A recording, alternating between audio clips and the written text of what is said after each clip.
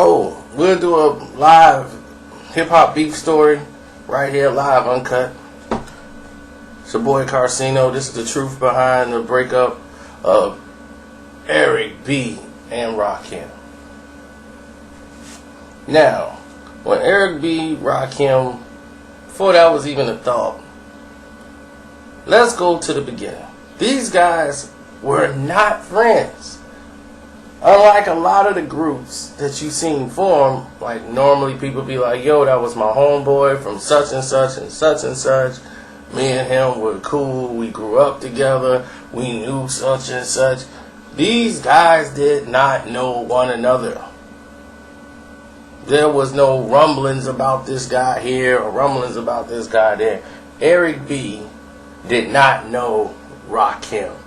Rakim did not know Eric B.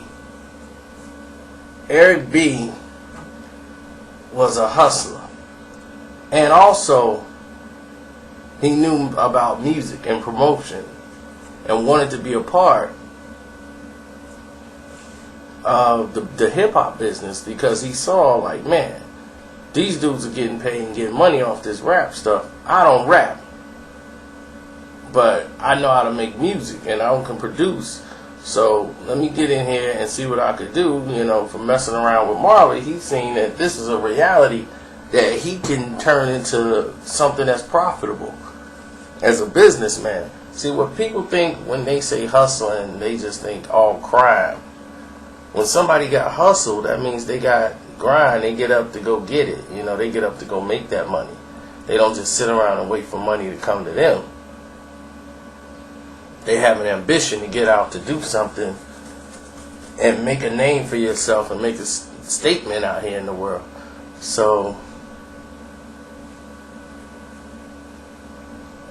he set out to find somebody to be his counterpart and find one of these up-and-coming rappers to basically be his, sidekick. So Eric B and Rakim was going to be Eric B and Freddie Fox because Freddie Fox is who he heard of and was like, yeah, I like his style. I need to go and get with this guy here because he's on the topic of what things is going on. He's from the streets too. And, he was like, look, that's who we need to get with, because Al was like, look, I know you've been looking for rappers, man, because Al Tony, MC Tony was one of the producers and promoters out there in Queens where, Eric B from. So he was like, look, dude, we got MCs coming over from all the areas, you know what I'm saying? I'm going to take you to Freddie Fox, he from Long Island. But Freddie Fox was, like, they clicked like that. Like, Eric B and Freddie Fox clicked before he even took him to his crib. Because he liked his delivery and everything. He never knew a Rakim. So when they went to go see Freddie Fox, he wasn't at the crib. So he said, well, let me take you to my boy Willie Griff. And he took him to Willie Griff crib, who was now known as Rakim.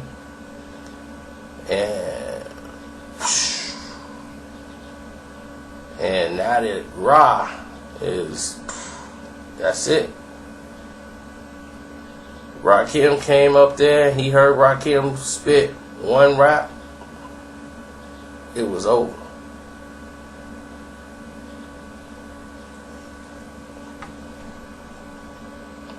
And he said, Rakim, you're going to be laughing all the way to the bank. Because you're going to be a millionaire one day because of these records you got.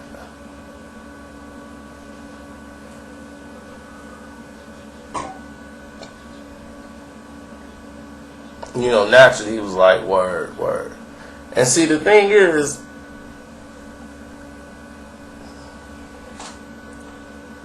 that Eric B and Rakim were on two different paths. Rakim was a part of the Nation of Gods and Earths as part of his conversion of his belief in religions. And you got you got Eric B, who's about, I want to be a businessman, and get this thing going the way it should be. 4th and Broadway Records was just coming up, and they was going through all kind of different deals with Island Records, and Island Records is losing money, period, as a company. So what they would do is they'll start a new sub-label, and once they create a sub-label, they try to pitch the work through there. It's like a remarketing brand to boost up the big company, which is losing a bunch of money. Nobody was trusting Island Records. And Island Records at the time decided to give 4th and Broadway record company, like, that'll be our sub-label.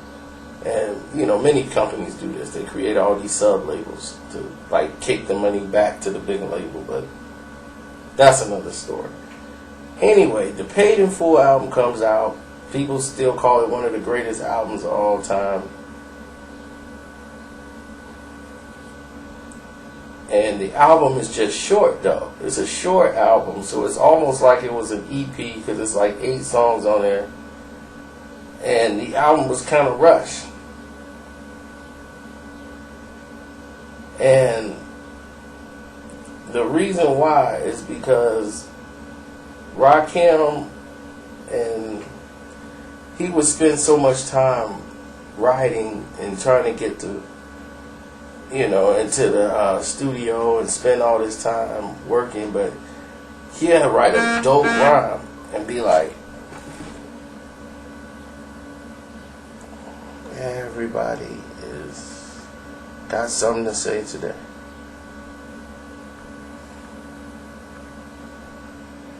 Everybody got something to say today. Listen, Rakim is a perfectionist. Are you kidding me? Can I not get through this video without somebody disturbing me?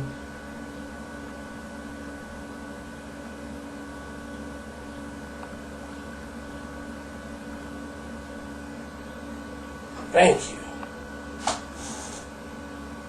Now,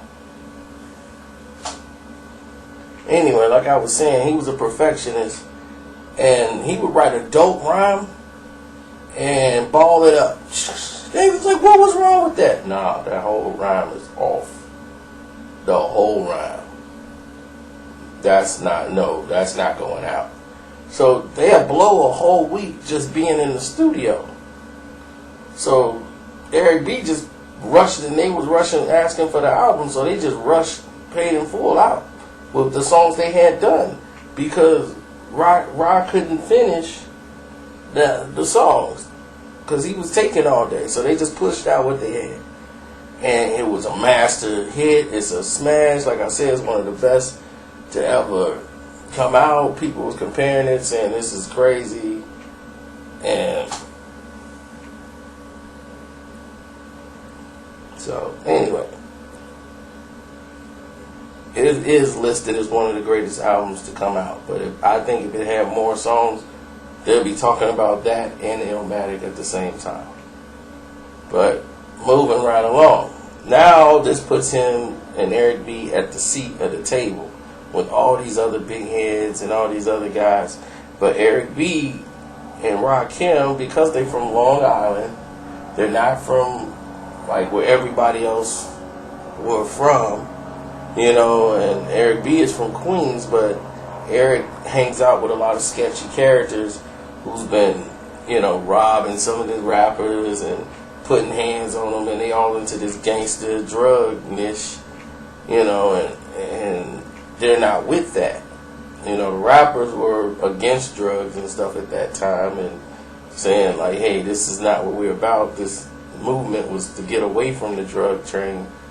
Well, y'all are looking like the drug dealers with the 3 beepers, the big rope chains, the 4-finger rings. Y'all looking like the drug dealers, and people boosting, and this is what was happening with a bunch of people back in the day, and they were associated with Eric B, and they hung around Eric. So that brought a bad vibe towards Rakim. He looks like, what are you doing? You look like one of the drug dealers, and you're supposed to be about the gods, the suns, and earths. So a lot of people distanced themselves from Eric B and Rakim, which hurt them. You know, as far as status quo, when the parties are out, nobody wanted to invite them to certain events. Plus, Rakim, who they was like, well, Rob, let's invite Ra though. Don't invite Eric, let's get Ra. Ra wouldn't even show up because he didn't want to go to that. He don't want to be in the magazines, all on the covers. He just want to write his rhymes and go home. Record the songs, show up, do the video. He might do an interview here and there, but then that's it. No questions about his personal life. Ra was just quiet, profound, kept to himself. So with that kind of energy that he had, he wanted to focus more on his writing because he cared about what he put out in the public. As far as his rhyme, he never wanted to put nothing out that was whack. Something that is totally missing in today's time. People be like, I don't care if it sucks, I'm going to get paid. You know, so we all know what it is now.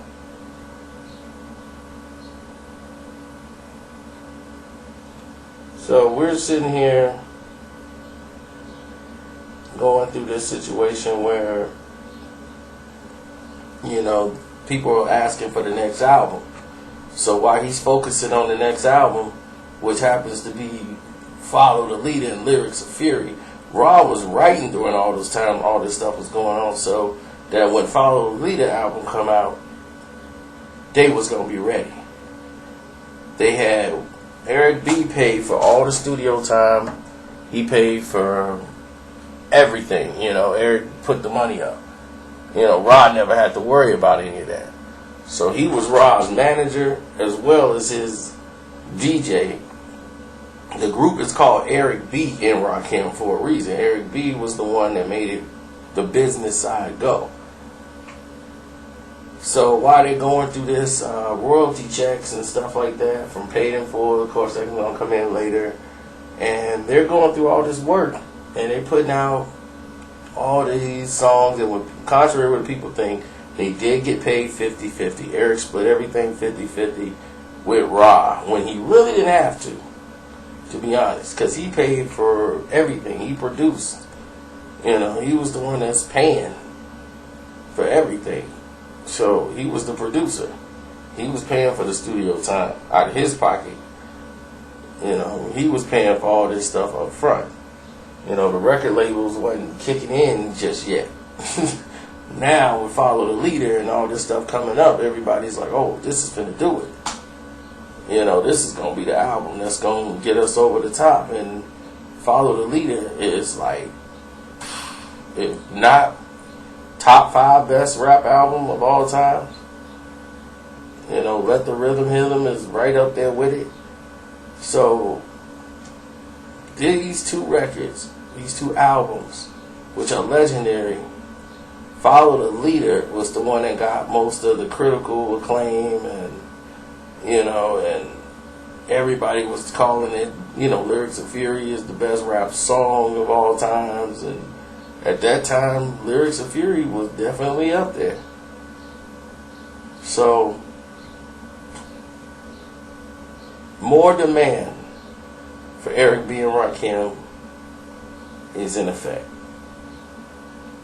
More R&B artists are coming up, and Eric B had worked out a way to pair up Jody Watley and Rakim on the song Friends for her Larger Than Life album.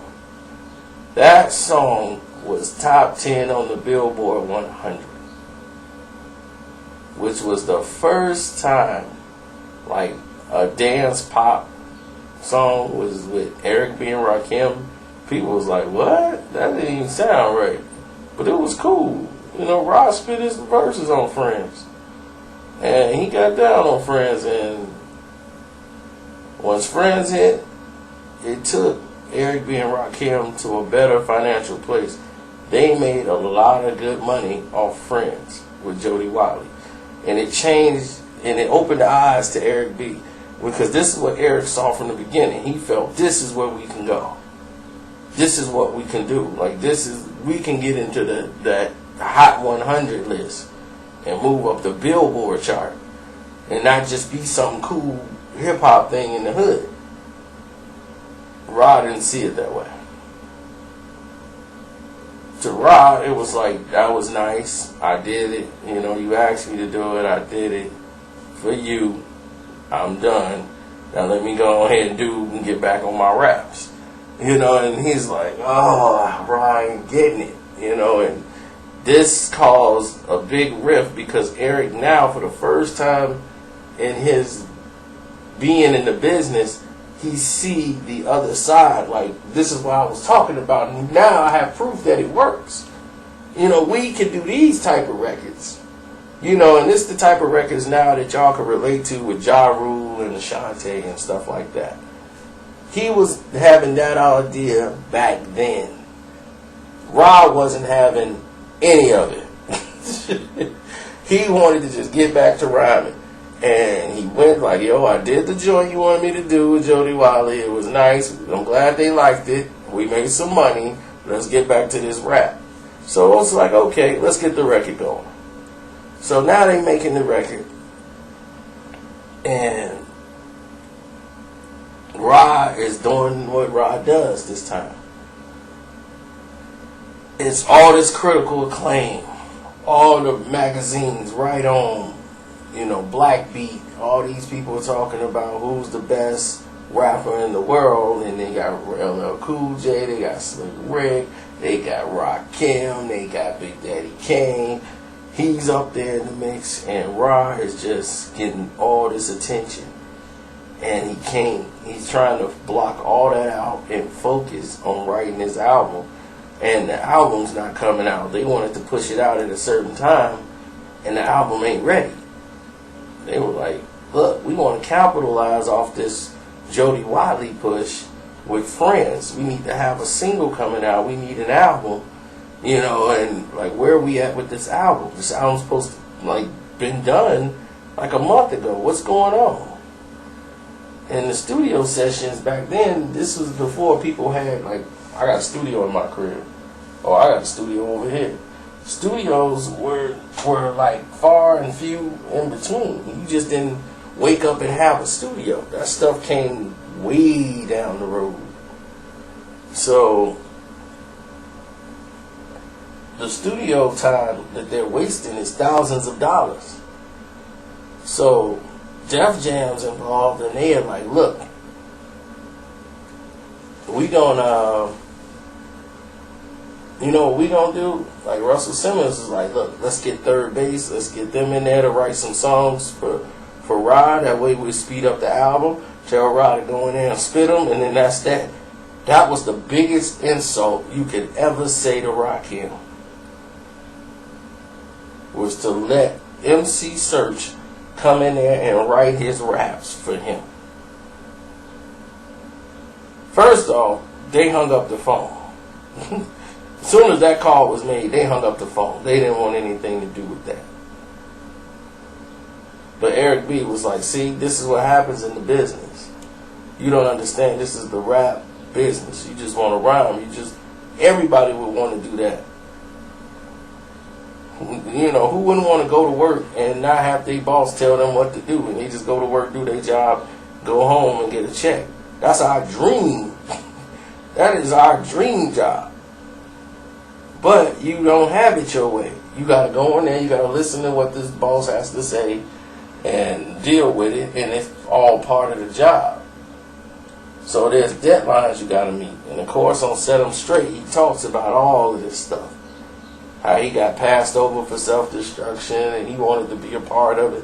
You know, it's a lot of things that went on during the recording of Let the Rhythm Hit 'Em that said, oh, they finna split up.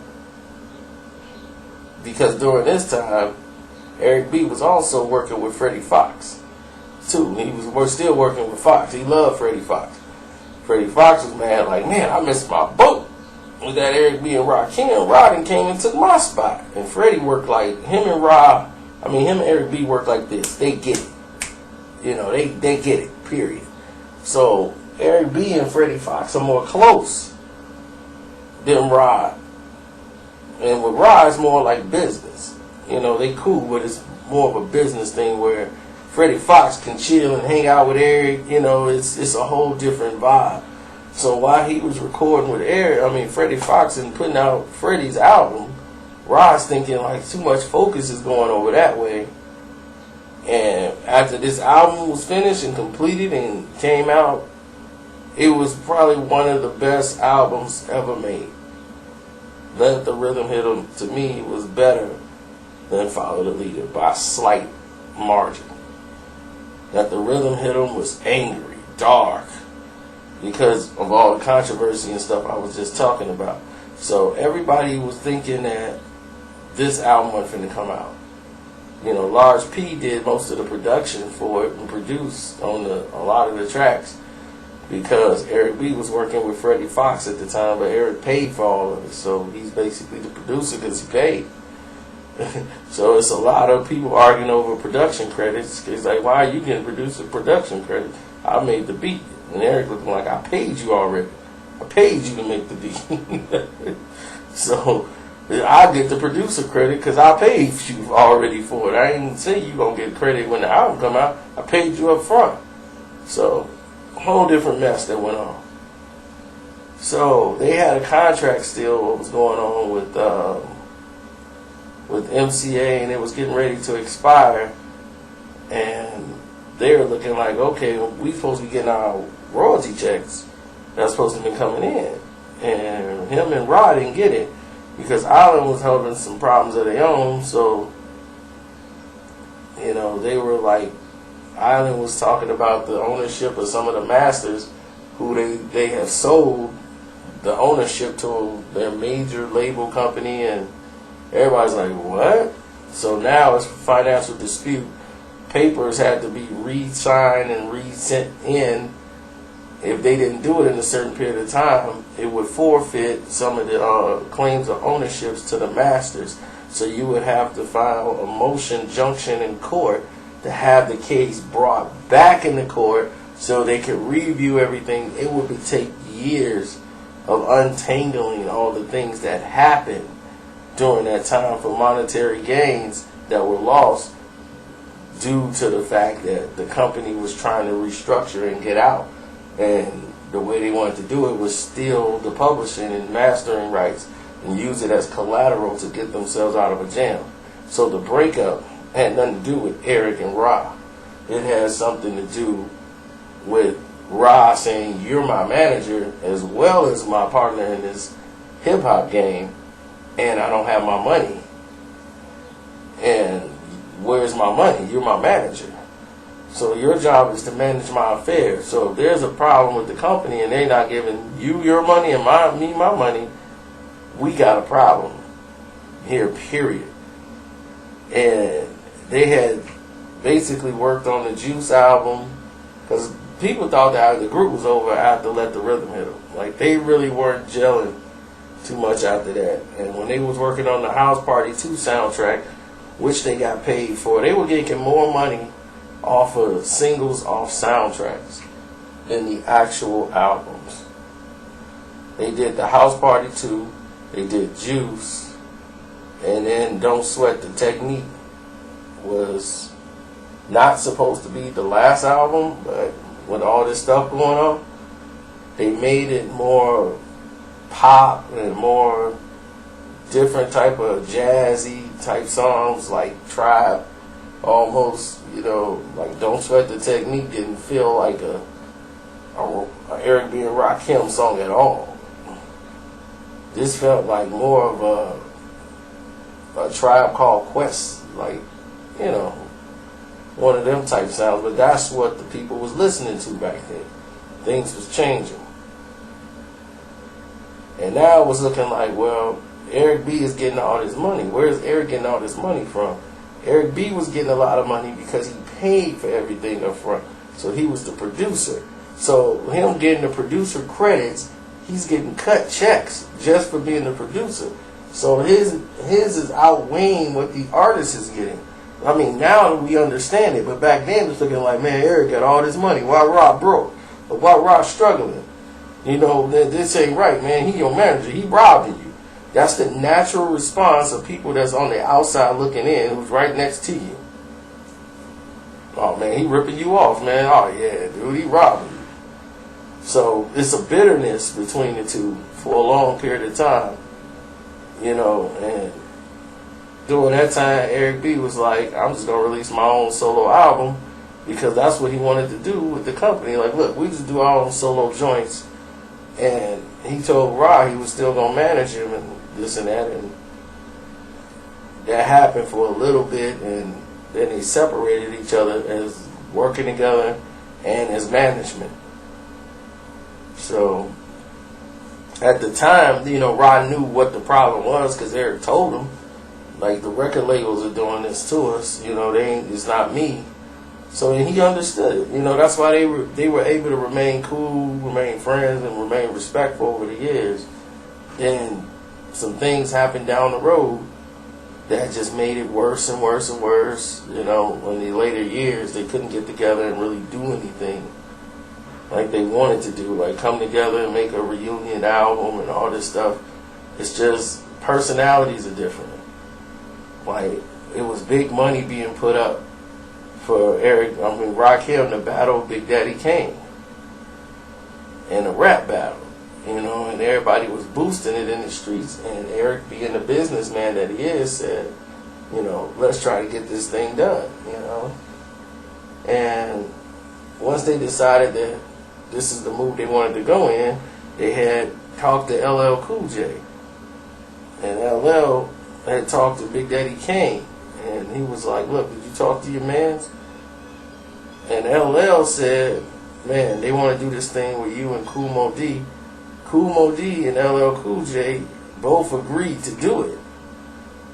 Like, they had agreed for the money. It was up. Just them two alone, that was a heavyweight battle people wanted to see. And all they needed was Rakim to go ahead and say that he was going to battle Big Daddy Kane. And they was going to, you know, start selling it, and they were going to try to make it like a pay-per-view event. This was huge. Like, in the hip-hop community, people was, like, loving this idea. And just like now, it's hard to get those big names to do those battles, period. Like, LL was going against Def Jam and anything. Def Jam was totally against it, but LL could do it as a separate entity, and he was going to do it no matter what, because he wanted to show people that he was better than Kool Moe Dee as a rapper, period. Because at that time, Let's Go was out, and everybody was riding Cool J like, yeah, that's right, let's go. LL got to come back. So when this idea came up, he was game. And Rod just said he was going to do it, and Eric B was like, yeah, we ready? Because Eric B was cool with Kane. And he was like, don't worry, my guy going to be ready. He ready. We going to do it. Then he turned from that to, man, I don't know what Rod going to do, man.